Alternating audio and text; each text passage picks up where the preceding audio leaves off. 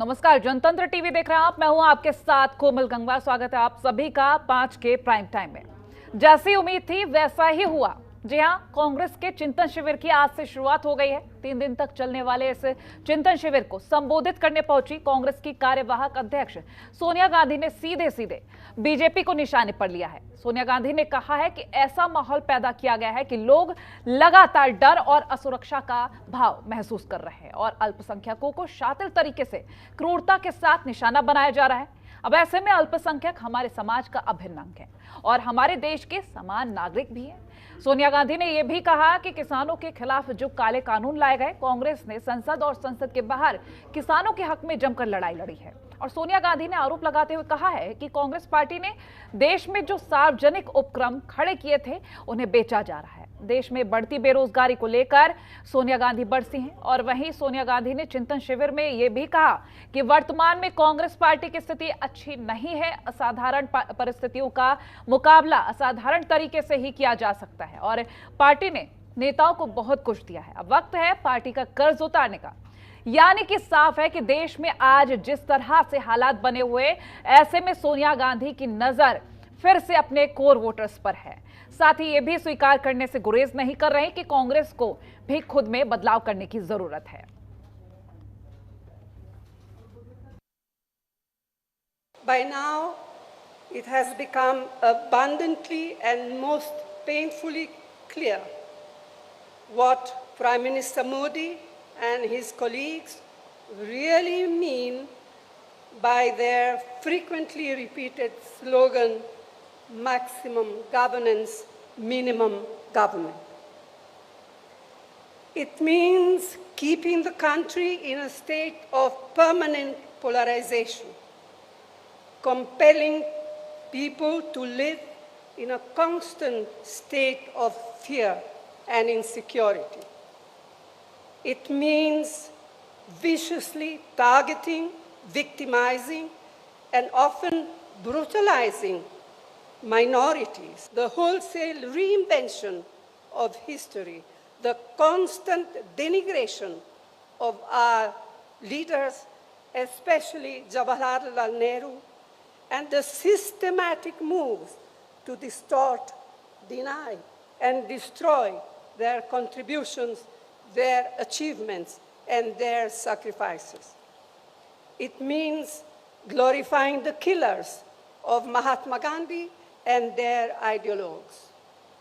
It means the blatant undermining of the principles and provisions of our nation's constitution, of its pillars of justice, liberty, equality, fraternity, and secularism. Starting with the disastrous demonetization on November 2016, the economy has been at a steep downslide. A large majority of MSMEs have been crippled. Unemployment has risen alarmingly, and for the first time, it appears that vast numbers of people have simply given up hope of finding jobs. तो कांग्रेस का ये 3 दिवसीय चिंतन शिविर क्या रंग लाएगा, किस तरह से क्या मंथन किया जाएगा, ये तस्वीरें सामने आएंगी। लेकिन फिलहाल कांग्रेस अध्यक्षा सोनिया गांधी ने जिस तरह से बयान दिए हैं, साफ जाहिर हो रहा है कि हाँ, माना कि अभी कांग्रेस कमजोर है लेकिन अभी आत्ममंथन करने की आवश्यकता भी है। फिलहाल हमारे साथ कई मेहमान खास जुड़ चुके हैं। बीजेपी प्रवक्ता डॉक्टर गुलरेज शेख हमारे साथ जुड़ गए हैं, कांग्रेस प्रवक्ता सुधा मिश्रा हमारे साथ जुड़ गए हैं। सबसे पहला रुख मैं करना चाहूंगी डॉक्टर गुलरेज आपका। अगर हम कांग्रेस के चिंतन शिविर को लेकर बात करें तो किस तरह से आप इसको देख रहे हैं, क्योंकि जाहिर सी बात है हर पार्टी अपने में सुधार करना चाहती है और इलेक्शंस में जिस तरह से हार का सामना करना पड़ा, ये 3 दिवसीय चिंतन शिविर किस तरह से आप इसको लेते हैं?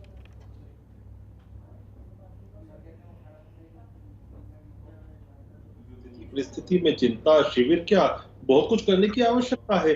लेकिन बात ये उठती है ना, यदि हम पॉलिटिकल एनालिस्ट के रूप में बात करें, केवल विपक्षी के रूप में ही बात नहीं करें, तो क्या कांग्रेस किसी प्रकार का परिवर्तन कर सकती है?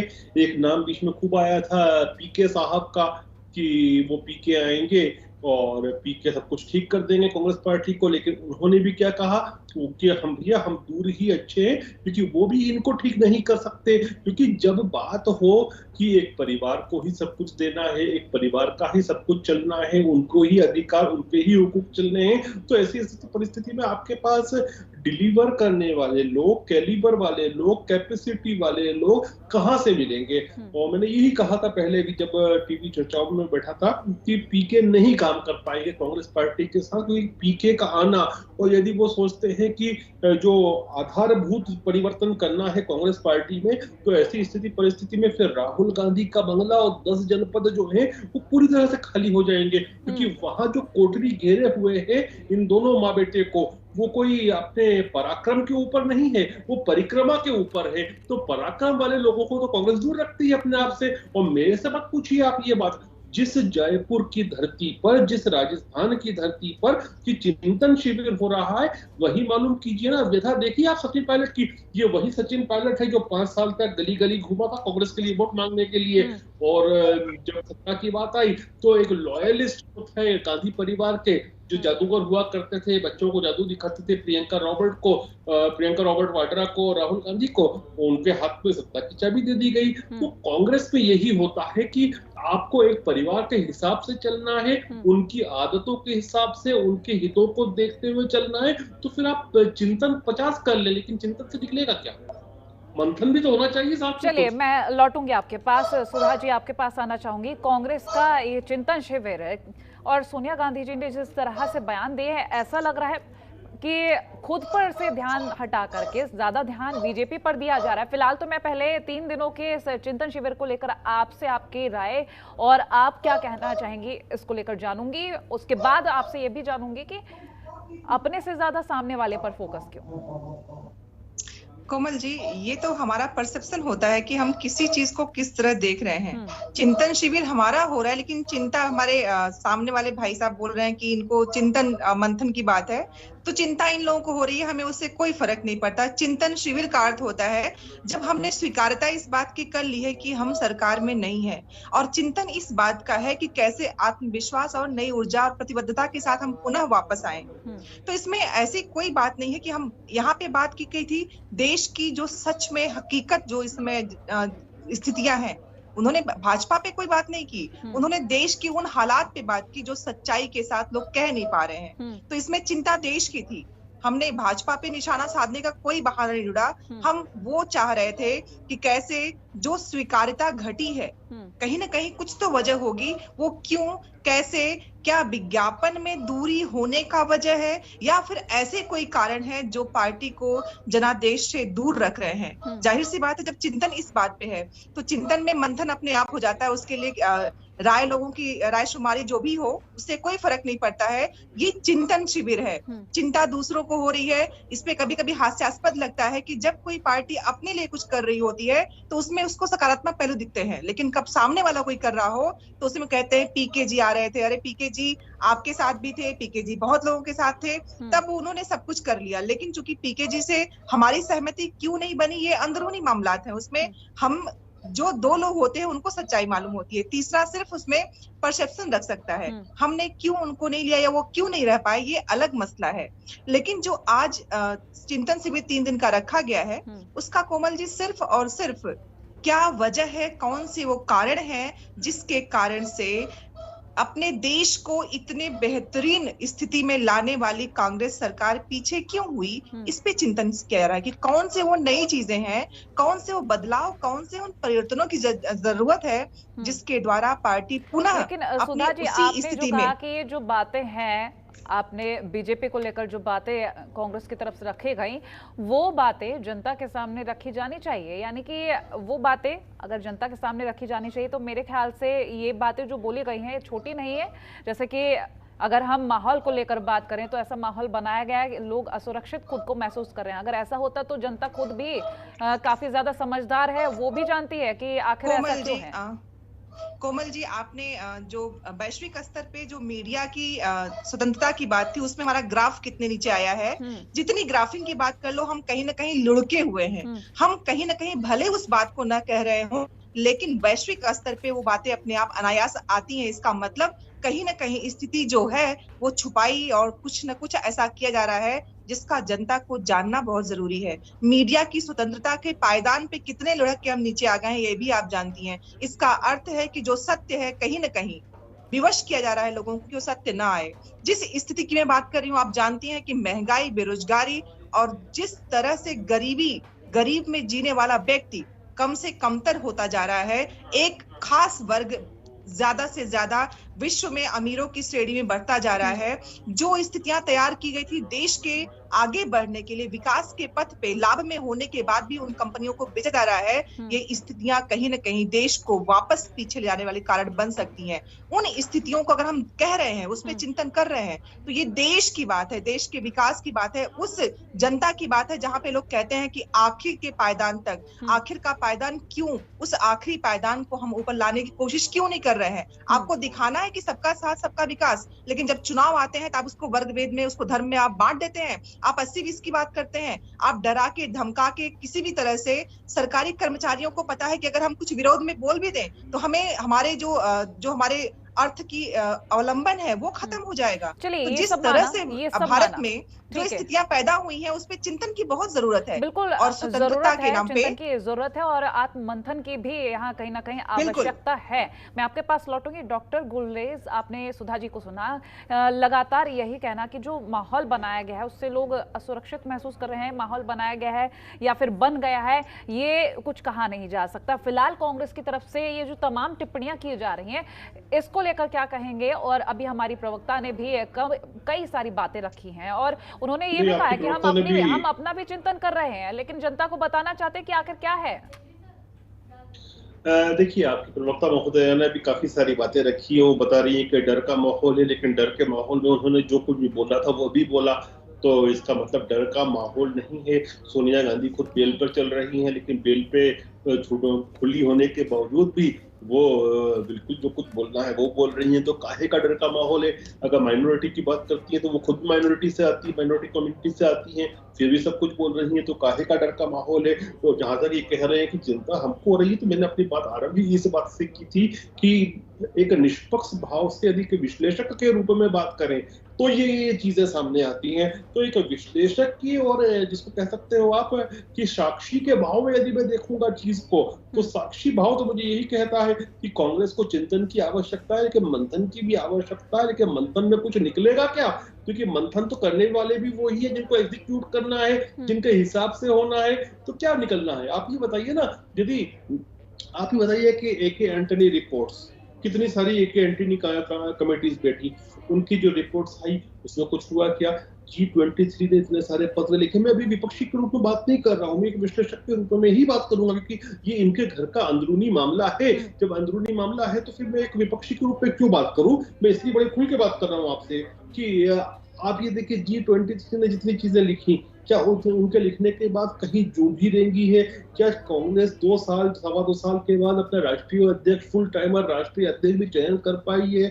क्या राहुल गांधी जो बार बार ये बात कहते हैं कि वो तो अभी कुछ भी नहीं है, पार्टी पे किसी पोस्ट पे नहीं है, ये सब जानते हैं। मैं भी दिल्ली की कोठरी को जानता हूँ, दिल्ली के पत्रकारों की कोठरी को जानता हूँ। क्या उनके मर्जी के बिना कांग्रेस में कोई निर्णय हो पाता है? सब जानते हैं नहीं हो पाता। फिर भी क्या राहुल गांधी, क्या वो चाहते हैं कि जो जवाबदारी है उसको ले, उसका निर्वाह करें? वो तितली की तरह आज इधर बैठते हैं तो कल उस कंट्री में होते हैं, तो परसों उस कंट्री में होते हैं। तो ये सब चीजें आपको देखना होगा। आपने बड़े धूमधाम से गाजेबाजी के साथ प्रियंका रॉबर्ट वाड्रा को लाए थे। आपसे मैं पूछता हूँ, मैडम सुधा जी बैठी हुई है लखनऊ में, वो महामंत्री उत्तर प्रदेश प्रभारी हैं, अभी चुनाव के बाद से लखनऊ में कितने कार्यक्रमों में आपने उनको देखा? ये सब चीजों पे विचार होना चाहिए, इस पर चर्चा करनी थी कांग्रेस पार्टी को, लेकिन नहीं करती।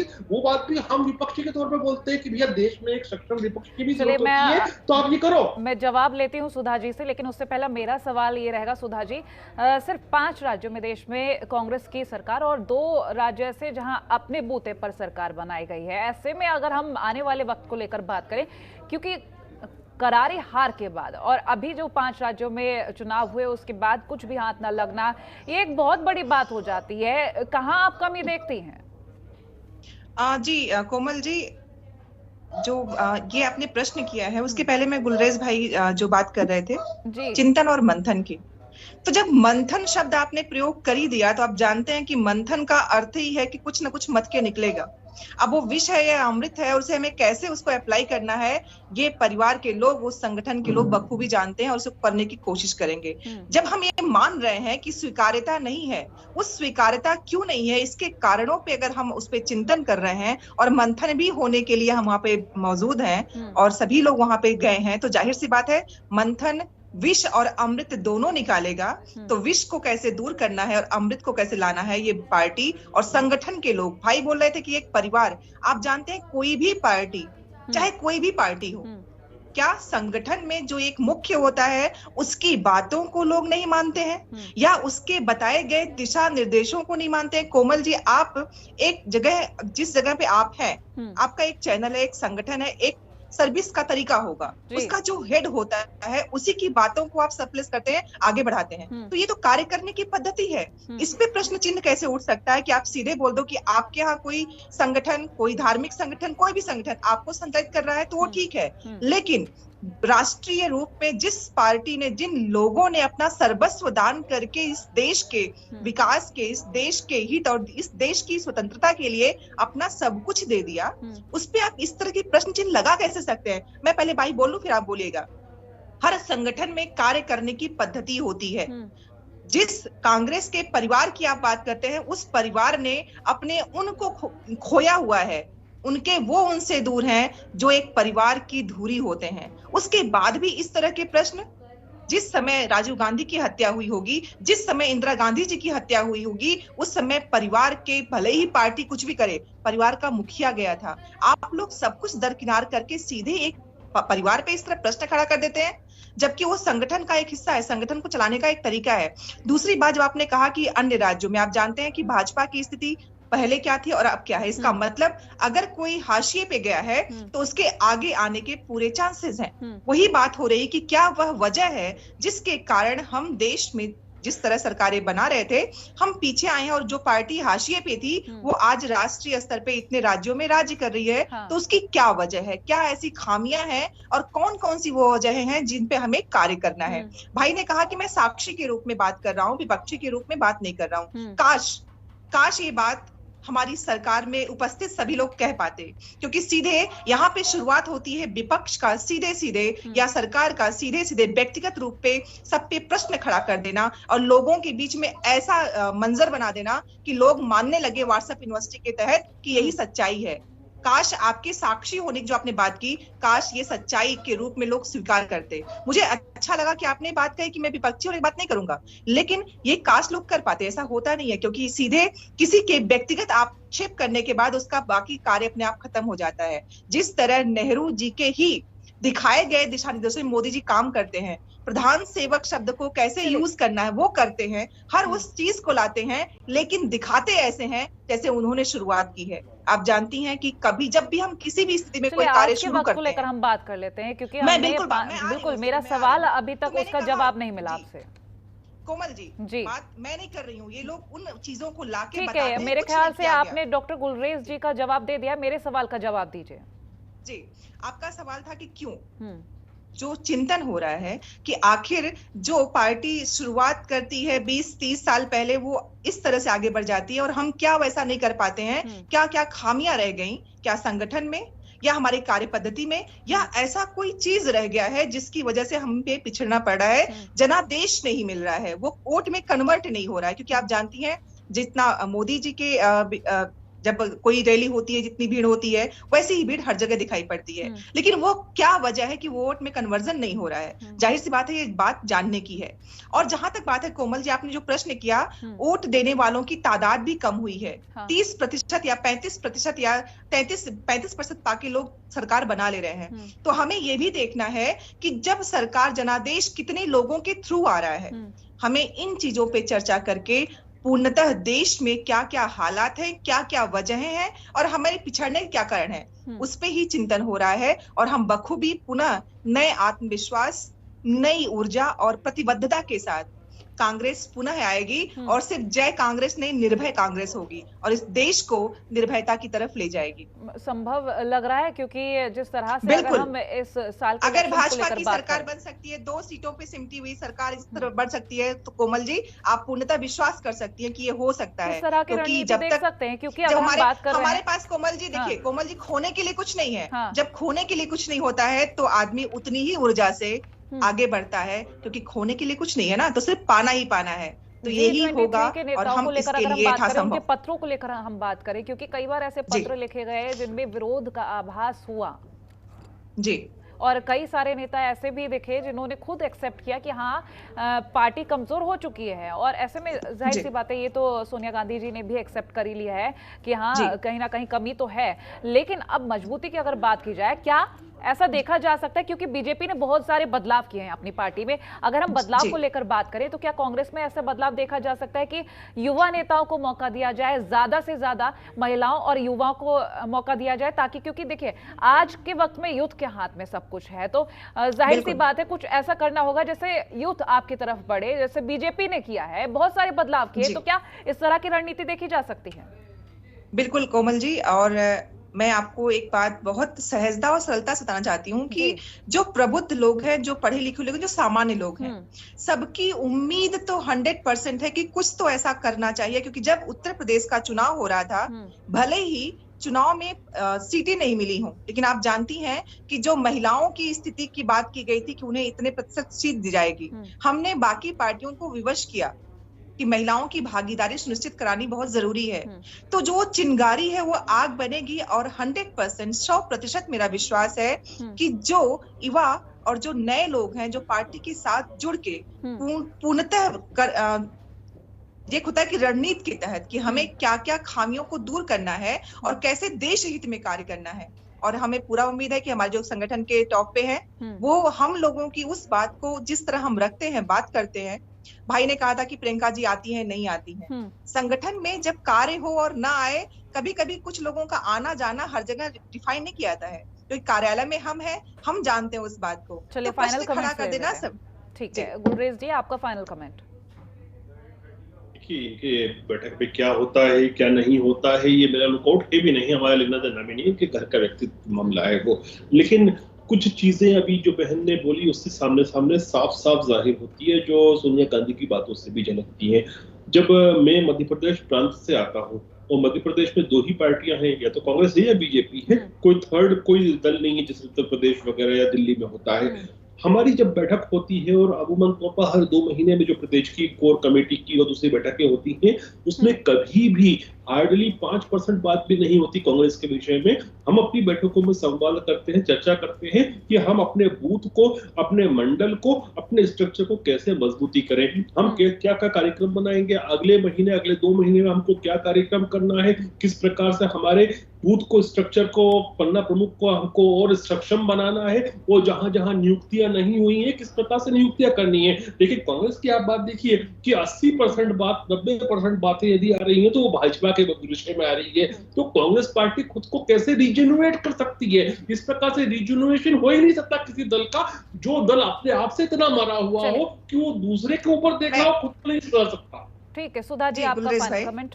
गुलरेज भाई, आपने जो बातें की है, हमारे आपके भाजपा के वरिष्ठ नेता जो हमारे माननीय प्रधानमंत्री जी हैं, आज तक मैंने बहुत दिनों से एक प्रेस कॉन्फ्रेंस उनको करते हुए नहीं देखा, है ना?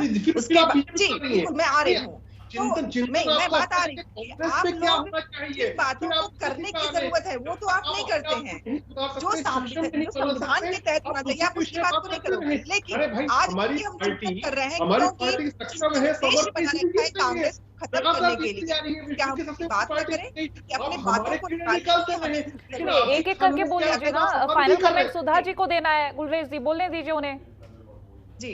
तो जहां तक मैं इन्होंने कहा कि हम बातें, जाहिर सी बात है जब बात देश की, पार्टी की और कैसे हम आगामी वर्षों में अपने आप को सुदृढ़ कर सकते हैं, इन्होंने कहा 80%, बिल्कुल 80% बात करने की जरूरत थी, क्योंकि हमारे कहीं ना कोई खामी इनके आगे बढ़ने का कारण बनी। तो हमें वो जानना है कि इनके संगठन में ऐसा क्या है जिनमें हमें लाके इनको पीछे करना होगा। जाहिर सी बात है, तो बात करनी पड़ेगी। इसके लिए मैं पूछना चाहूंगी भाई से कि जो एक संवैधानिक रूप से प्रेस कॉन्फ्रेंस होते थे, क्या आपकी पार्टी कराती है? आप लोग जो नहीं करना है, मन की बात में आप अकेले बात कर दोगे, संविधान में ये बात कहाँ लिखी है कि प्रेस कॉन्फ्रेंस होनी चाहिए? आपने आप लोगों पर और कोई संविधान में कहाँ लिखा है? कौन सी धारा में लिखा है बताइए आप कांग्रेस के प्रवक्ता है, मतलब कांग्रेस के मुंह हैं, आप कांग्रेस के मुंह से अभी बोल रही हैं कि संवैधानिक रूप से प्रेस कॉन्फ्रेंस होना चाहिए। कहाँ लिखा है संविधान में? सुधा जी। कोमल जी, मुझे आवाज नहीं आ रही है। गुलरेज जी, अपना सवाल रिपीट कर दीजिए। मेरी बहन ने, जो कि कांग्रेस की प्रवक्ता है, तो कांग्रेस की प्रवक्ता होने का मतलब कांग्रेस का मुंह है, इन्होंने कहा कि संवैधानिक रूप से प्रेस वार्ता होनी चाहिए। संविधान की कौन से अनुच्छेद में लिखा है कि संवैधानिक रूप से होना चाहिए? कोमल जी, आपका प्रश्न रिपीट कर दीजिए, मुझे उनकी आवाज नहीं। कुल मिलाकर सुधा जी यही कहना चाह रहे हैं कि कहाँ ऐसा लिखा हुआ है कि इस तरह से प्रेस कॉन्फ्रेंस होनी चाहिए। अगर हम बात कर रहे हैं कि वरिष्ठ नेताओं की, तो जाहिर सी बात है उनका कहना कि वहां तक पहुंचने की नौबत ही नहीं आ रही, काम तो नीचे से ही हो जा रहा है। कोमल जी, मैंने इसी की बात शुरुआत में की थी कि जो संवैधानिक रूप से चीजें होनी चाहिए, जिसकी जरूरत है, उसको ये लोग सही बता के खत्म कर देंगे। एक प्रधानमंत्री का प्रेस कॉन्फ्रेंस ना करना, कहाँ लिखा है कि नहीं होना चाहिए? अगर इसका प्रश्न आप लिखा है कि कहाँ होना चाहिए। चलिए, फिलहाल डॉक्टर गुलरेज और सुधा जी, बहुत शुक्रिया हमारे साथ जुड़ने के लिए।